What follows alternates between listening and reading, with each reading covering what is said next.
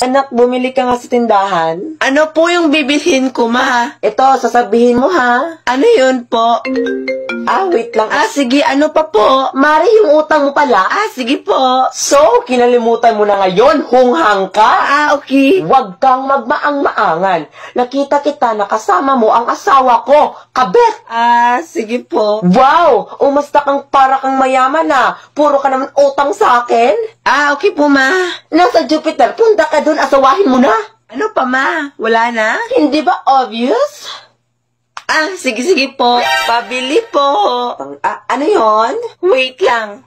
Sige. Mari, yung utang mo pala? Ay, Diyos kong batang ka. Wala akong utang sa'yo, uy. So, kinalimutan mo na ngayon, hunghang ka. Uy, hinahinay lang sa pananalita, ha? Huwag kang magmaang-maangan. Nakita kita kasama mo asawa ko. Kabet. Uy, batang ka, asawa agad. Bata ka pa nga eh. Wow, umasta kang para kang mayaman Puro ka naman utang sa akin. Uy, Diyos kong batang ka. Nasaan mama mo, hoy? Nasa Jupiter, punta ka doon, asawahin mo na. Nababaliw na tong batang to. Hindi ba obvious? Buwang na.